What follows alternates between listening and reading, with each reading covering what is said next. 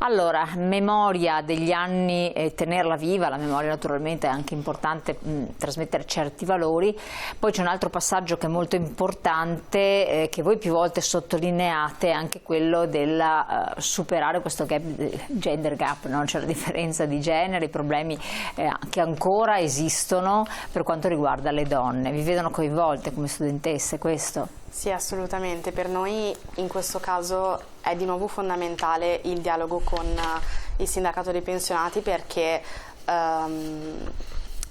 è incredibile poter entrare a contatto con chi ha vissuto in prima persona le varie ondate del femminismo, e per noi è una ricchezza di elaborazione poter parlare di come erano quelle lotte di piazza e come ad esempio noi ci mobilitiamo oggi, confrontarci sull'elaborazione, capire a che punto siamo arrivati, quanto si è evoluta, perché siamo partiti da bisogni come il diritto al divorzio e il diritto all'aborto, pratiche che comunque dobbiamo continuare a difendere, perché ad esempio il diritto all'aborto continuamente viene messo in discussione da questo governo, e discutere adesso invece di magari quello che viviamo all'interno delle università, che possono essere ad esempio il codice di condotta contro le molestie sessuali, bravissima. Però le carriere alias. Bravissima, questa cosa qua però quello che lascia a volte interdetti è che giovani della vostra generazione, studenti anche che hanno qualche anno in più, comunque sono di generazioni completamente staccate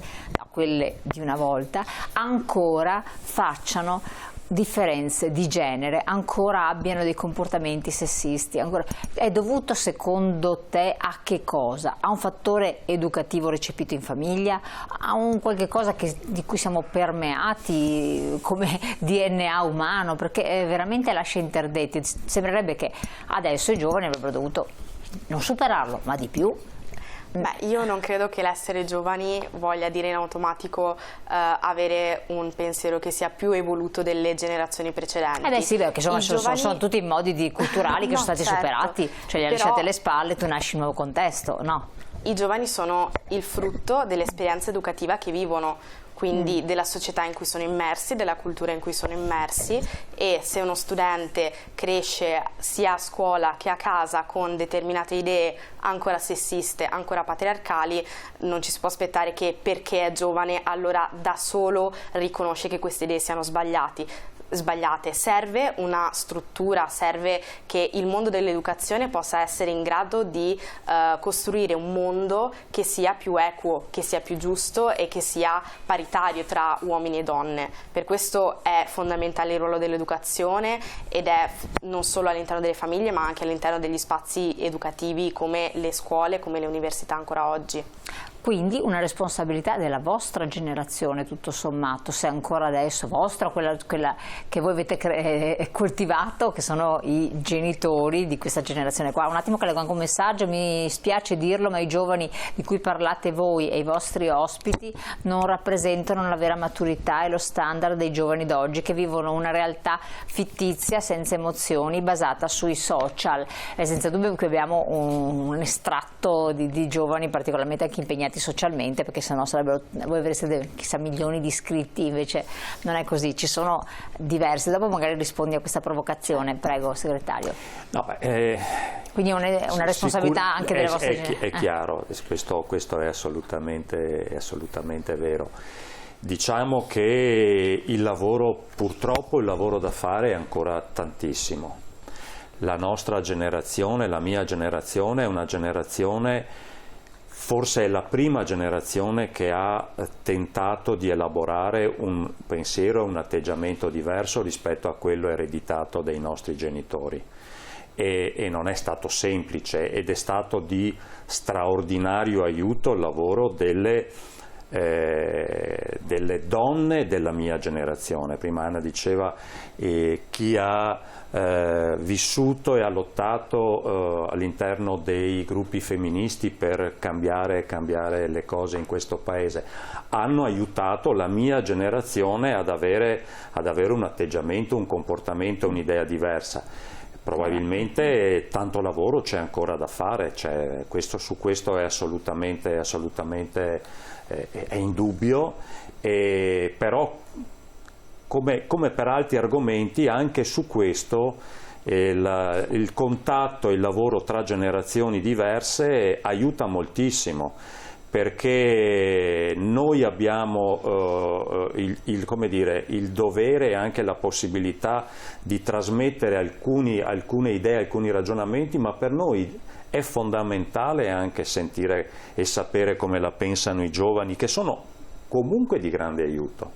Guardate, noi abbiamo discusso di questi argomenti e non è che la trasmissione sia in un'unica direzione dall'anziano verso il giovane, ma molto spesso è anche e soprattutto il contrario, cioè ci aiutano molto a crescere anche su questo argomento. Ma questo è molto bello anche se ma è proprio così.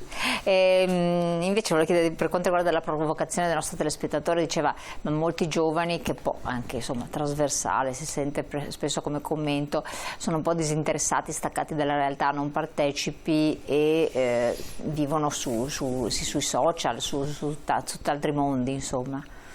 Cosa puoi dire? Vabbè, non a titolo personale, perché se sei qui certo, credo secondo me tende ad essere un po' una generalizzazione, purtroppo, cosa che viene fatta molto spesso in generale sulla nostra generazione.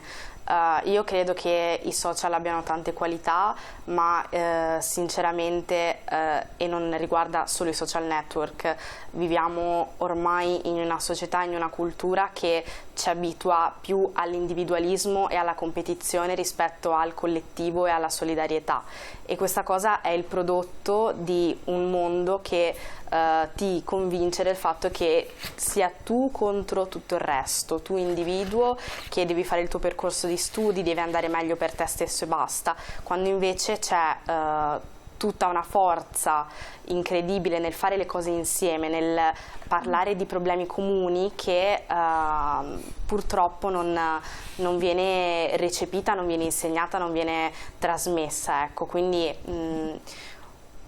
a volte magari non bisogna confondere, ecco, la solitudine con il non volersi interessare alle cose. Ecco, da questo punto di vista c'è anche il capitolo Digital Divide, educazione digitale, dove all'ultimo punto venite a organizzare iniziative sul tema dell'intelligenza artificiale.